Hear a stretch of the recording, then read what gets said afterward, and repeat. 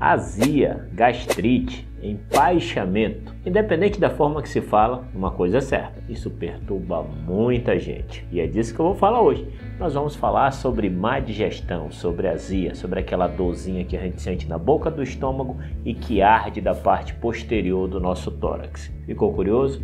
Eu sei que quem não sentiu, provavelmente um dia vai sentir esse desconforto. Fica comigo que eu vou te explicar tudo. Eu sou o Dr. Márcio Fernandes, cirurgião geral e cirurgião de cabeça e pescoço. E esse canal é destinado aos temas da cirurgia e curiosidade. Pessoal, a azia é o termo que nós damos para um sintoma, que é um sintoma em queimação, que ocorre na região do nosso tórax, como se fosse uma queimação que fosse subindo. Nós chamamos isso, do ponto de vista técnico, de pirose retroesternal. Mas ela facilmente é relatado como azia, como queimação, como refluxo, como empaixamento, e é sobre isso que nós vamos falar hoje. A azia, ela é um sintoma. E qual é o sintoma do ponto de vista base? É o sintoma de o ácido que estava dentro do estômago, que volta para o esôfago e assim gera aquele ardor, aquele sintoma de queimação desagradável que nós temos geralmente após uma alimentação farta ou após uma grande ingestão de líquidos, isso para aqueles pacientes que já possuem refluxo. Então, esse sintoma é a azia. Aquela dor, ela vem justamente da substância, que é uma substância que não é normal, que é o ácido do estômago, não é normal que ela esteja no esôfago, que é esse órgão que eu estou mostrando para vocês. E não só o ardor nessa região do tórax, mas tem pacientes que relatam até mesmo um amargor na boca, desconforto na hora de engolir e sensação de garganta inflamada. Só que quando nós falamos da azia, pessoal, nós estamos falando de um sintoma que pode ser proveniente de uma série de doenças. Os principais sintomas associados é aquele paciente que tem um ardor na boca do estômago, bem na boca do estômago. Às vezes, de forma característica, esse ardor ele pode ser ou quando o paciente está com muita fome ou quando ele se alimenta. E daqui a pouco nós vamos falar doenças diferentes que podem gerar esse tipo de estímulo. Além dessa dor que ocorre aqui na boca do estômago, como eu vou mostrar nessa imagem, essa dor, como eu falei, é uma dor caracteristicamente em ardor. Ela arde, o aparecimento dela não é de forma súbita, é um aparecimento que vai piorando progressivamente e pode subir para a região do pescoço ou no tórax. E, consequentemente, pessoal, dependendo da amplitude desses sintomas, o paciente vai ter até sintomas mesmo no momento de engolir, ou seja, uma discreta dor na hora de engolir, porque o refluxo ácido gerou algum trauma na região da deglutição, além de boca amarga e até mesmo pacientes que vivem tendo aftas recorrentes, que também podem estar associados a esse problema. Outros sintomas bem característicos que esses pacientes relatam, pessoal, é a plenitude. O que é a plenitude? É mais basicamente o que o pessoal chama de empaixamento. É como se você tivesse todo o tempo estufado, sem que você tivesse tido uma alimentação tão grande. Vocês lembram daquele termo? Eu comi um alimento no almoço, já é à noite e eu estou lembrando dele, eu estou arrotando ele. É basicamente isso. Você tem uma alteração no seu sistema de digestão, ele está mais lento. E isso também leva a um outro sintoma, que é a saciedade, que é quando o paciente chega comigo e fala: doutor, eu comi um pouquinho e parece que eu comi um boi. Tanto na sensação que eu estou sentindo, quanto o tempo que leva para aquele alimento ser digerido e eu voltar a ter fome. E quando nós temos esses sintomas, pessoal, nós sabemos que esses sintomas estão atrelados a uma série de doenças também relacionadas ao processo digestório e que pode desencadear esse sintoma. E claro que não adianta você tomar remédio apenas para tratar o sintoma da azia, você também tem que tratar a causa, o que está gerando a azia. Pessoal, mas vocês sabem uma outra coisa que ajuda no refluxo? É você se inscrever no meu canal. Por quê? Porque você vai ficar bem informado e assim você não vai ter mais azia. E como é que se inscreve? Só apertando nesse botão, é a coisa mais simples do mundo. Então vamos lá, vou te esperar. Clica aí. E antes de eu explicar as causas, pessoal, deixa eu só explicar a anatomia dessa região que eu estou falando para vocês. Então, o nosso sistema digestório, nós vamos falar da parte superior desse sistema digestório. Nós estamos falando da boca, da imagem que eu estou mostrando para vocês.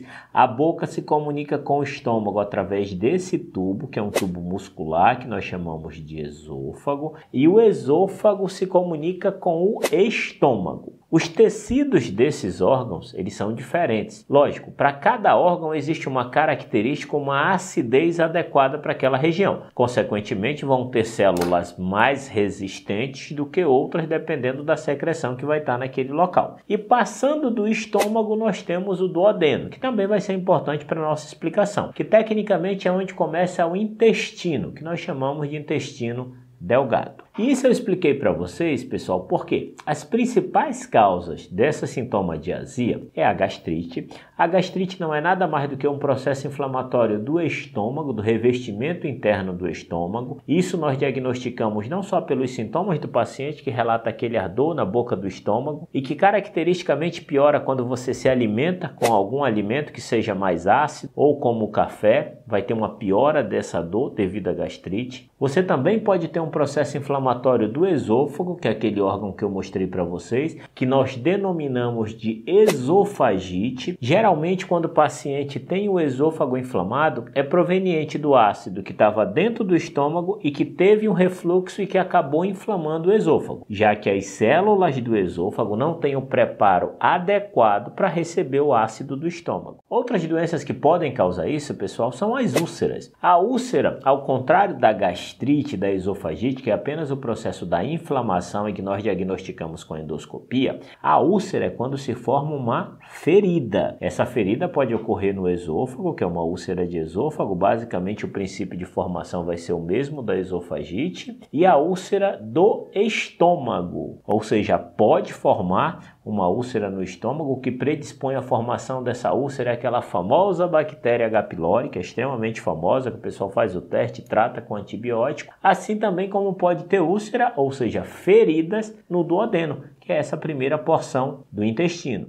E a hérnia de hiato, pessoal, que é uma hérnia que ocorre no fundo do estômago, tecnicamente predispõe o refluxo do ácido que tem no estômago para o esôfago, predispondo também a doença do refluxo gastroesofágico, que não é nada mais nada menos do que o ácido que sai do estômago, porque ele não consegue ficar seguro no estômago e volta para o esôfago. Assim como cânceres, pessoal, como é o caso do câncer de estômago, que de modo geral ele também vai surgir com esses sintomas de má digestão. É lógico que vão ter outros sinais de alerta que eu vou comentar depois sobre sinais de alerta para você ficar atento na hora que eles ocorrerem. Mas o paciente, quando tem uma predisposição, uma tendência ao câncer, é um paciente que vai emagrecer sem uma causa aparente.